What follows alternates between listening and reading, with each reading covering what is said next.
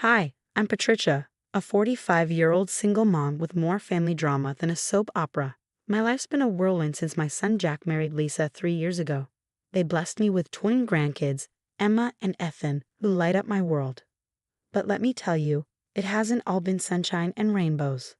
Lisa's parents, the Prestons, are prominent figures in our small town. When the twins were born, I expected them to be overjoyed. Wrong.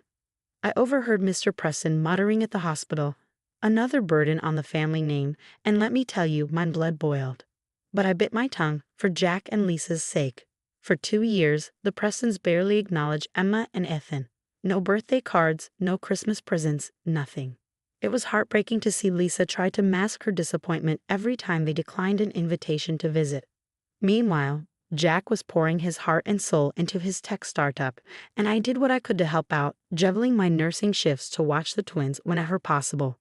One night, as I was putting them to bed, Jack burst in, his face glowing. "Mom, we got our first major investor," he exclaimed, and I was thrilled. But something in my gut warned me trouble was brewing. Sure enough, the next day I got a call from Lisa. "Patricia, you won't believe it. My parents want to come over for dinner tonight," she said, her voice laced with hope and confusion. I raised an eyebrow. "What's the occasion?" She hesitated, then replied, "They said they want to celebrate Jack's success." That dinner felt like watching a slow-motion car crash. The Prestons were all smiles and congratulations, but their eyes were as cold as ice. "Jack, my boy," Mr. Preston boomed, clapping him on the back. "We always knew you had it in you, didn't we, dear?" Mrs. Preston nodded, a strained smile barely touching her eyes. I couldn't help but stifle a laugh, earning a pointed look from Lisa. She knew, just as well as I did, that their sudden enthusiasm was anything but genuine. As Jack's startup took off with major funding, things took a sharp turn. One day, Lisa called, her voice trembling with a mix of excitement and anxiety. "Patricia, it's happening. Jack's company just got a huge investment. It's life-changing money." My heart swelled with pride, but a warning bell sounded in my head. "That's amazing, sweetheart. How are you feeling about it?" She hesitated. "I'm not sure. My parents are suddenly very involved." And boy, were they ever. The Prestons started showing up at Jack and Lisa's house almost daily. I'd come over to help with the twins and find Mrs. Preston rearranging the living room, or Mr. Preston cornering Jack about investment strategies. One afternoon, I was in the kitchen with Emma when I overheard the Prestons talking in the next room. They hadn't realized I was there. "With Jack's potential wealth, we could finally live the life we deserve," Mr. Preston was saying in a low voice. "We just need to make sure Lisa sees things our way." Mrs. Preston's reply made my skin crawl. "Don't worry. I know how to handle our daughter. She'll come around." I was still processing their words when Lisa walked into the kitchen.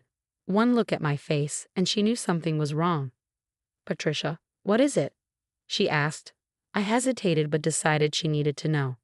As I recounted what I'd overheard, Lisa's expression shifted from shock to hurt to anger. "I can't believe it," she whispered, a painful realization dawning on her. But it explains so much. In the weeks that followed, Lisa became more aware of her parents' behavior. Almost daily, she called to share her suspicions. "Mom kept pushing me to ask Jack about his stock options today," she confided one evening. When I said I didn't want to bother him with that, she looked so disappointed in me. I nodded, recalling similar manipulative tactics. "Honey, I hate to say it, but..." I took a deep breath, holding Lisa tight. "You're doing the right thing, sweetie," I whispered. "We'll make sure they don't tear this family apart." Lisa pulled back, wiping her eyes. I never wanted to believe my parents could stoop this low. But after hearing that recording, her voice broke, anger and pain flashing in her eyes. "They've been manipulating me my whole life, haven't they?" I nodded gently. "Yes, and I think they see Jack's success as their last chance to latch onto something big. But they underestimated you, and they certainly underestimated us.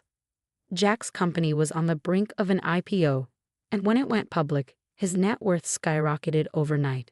The Prestons wasted no time. That very evening, they invited Jack and Lisa over for a celebration dinner, claiming they just wanted to toast his success. I babysat the twins, anxiously waiting for Lisa's call. It came late that night. "Patricia," Lisa's voice shook, barely above a whisper. They spent the whole dinner urging me to protect myself and the kids. They think I should ask Jack to put half of everything in my name, just in case. She paused. I lied, told them I'd think about it. I feel terrible, but I didn't know what else to do. You did the right thing, I assured her. Keep playing along until we figure out what they're really after. In the days that followed, Lisa kept a detailed log of her parents' suggestions, their calls and texts, each more insistent than the last. We were building a case, but against what, we weren't yet certain. That's when I knew it was time to bring in help. Lisa, I said one afternoon as she came over with the kids, there's someone I'd like you to meet, my friend Sarah. She's a family lawyer. I think she can help us sort through all of this. Lisa looked uncertain. A lawyer? You really think it's that serious? I squeezed her hand. I hope it isn't, but we need to be prepared. I have a feeling your parents are planning something big. With a reluctant nod, Lisa agreed, and we met with Sarah the next day. As we laid out the whole tangled mess, Sarah's face grew more serious with every word. This is concerning, Sarah said, leaning forward. Lisa, have your parents always tried to steer your life like this? Lisa's brow furrowed as memories surfaced. Actually, yes. Even when Jack and I were dating, they'd subtly point out his flaws, tell me I could do better. And when I was choosing a college, they practically forced me to attend their alma mater. I chimed in. And they always seemed to hold Lisa back, control her choices. It's more than just meddling. Sarah nodded, jotting down notes. It sounds like a pattern of control, which may run even deeper. Lisa, document everything. Every interaction, every text. We need a clear picture of what's happening here. As we dove further, a chilling pattern emerged. Sarah uncovered troubling stories about the Prestons. They had a history of ingratiating themselves with successful people, only to use them for financial gain and discard them when they no longer served a purpose. Then one evening, Lisa called me in tears. Patricia, I just remembered something. Last year, when Jack was working late, my mom kept hinting that he might be cheating. She even offered to hire a private investigator. I can't believe I almost let her make me doubt him. Oh, honey, I sighed, my heart aching for her. You couldn't have known. They're your parents. You trusted them. That's when Lisa began recording their conversations, and what we heard was chilling. In one recording, Mr. Preston said, "Once we have control of the twins' trust funds, we'll be set for life. Lisa just needs to play her part." And Mrs. Preston's voice followed, smooth and confident. "It's for the best, really. Jack's too busy with the company, and Lisa's always been easily overwhelmed. The children will be much better off with us." Lisa played the recording for me, her hands trembling. How could they talk about my children like that? I wrapped her in a hug as her tears soaked my shoulder. We won't let them get away with this, Lisa. I promise you that. The Prestons had one last card to play.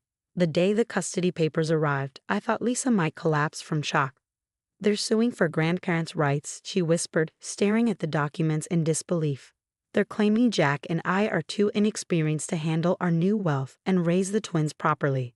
I felt a surge of anger at their audacity, but Jack's voice cut through my frustration. He was standing in the doorway, confusion clouding his face. "What's going on?" Lisa and I exchanged a glance. It was time for Jack to hear the full story. For the next hour, we laid it all out, the manipulation, the recordings, and now the custody suit.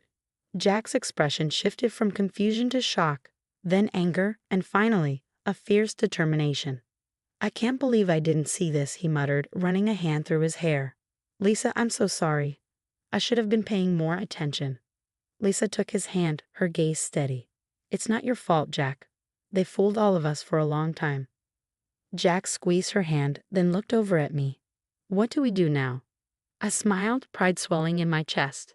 "We fight back. Together." The next few weeks were a whirlwind. Jack threw himself into learning every aspect of the case, often working late into the night with Sarah, our lawyer. Lisa kept gathering evidence, now viewing every interaction with her parents through a lens of suspicion and hurt. And I did what I do best. I supported my family, there for every tear, every doubt, every small victory. One evening, as we sat around the kitchen table, surrounded by legal documents, Jack looked up at Lisa and me, a small smile on his face. "You know," he said, "they thought they could tear us apart with all this. But look at us now." Lisa nodded, her eyes shining. "We're stronger than ever." I felt a lump in my throat as I looked at my resilient, determined children. The Prestons had no idea what they were up against. We were a family, united and ready for whatever came next. The day of the trial arrived, and the whole town seemed to be buzzing. Sarah was a force of nature in the courtroom, presenting our mountain of evidence with surgical precision. When Lisa took the stand, my heart swelled with pride. Her voice shook at first but grew stronger as she laid bare her parents' manipulation and greed. "They never cared about my children," she said, her eyes flashing. "They only saw dollar signs." The recordings we gathered were damning. Hearing the Prestons coldly discuss using their own grandchildren for financial gain sent a ripple of disgust through the courtroom. But the real blow came when several of the Prestons' former associates testified. Their stories of broken friendships and financial exploitation painted a damning picture of the Prestons' true character. Watching them squirm in their seats, I almost felt sorry for them. Almost. Their attempts to discredit Lisa only backfired, making them look even worse. When the judge dismissed their case, calling their behavior reprehensible, I let out a breath I didn't know I'd been holding. The aftermath was swift.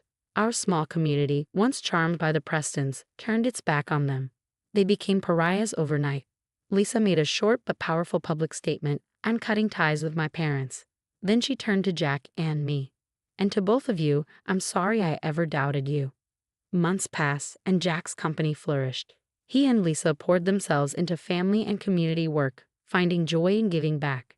As for me, I finally felt ready to retire, knowing my family was stronger than ever. At our victory barbecue, I watched Lisa laugh with her kids, marveling at how far she'd come, from manipulated daughter to empowered mother. She hugged me tight. "I couldn't have done this without you, Mom." I smiled, my heart full. We'd weathered the storm together and come out stronger on the other side.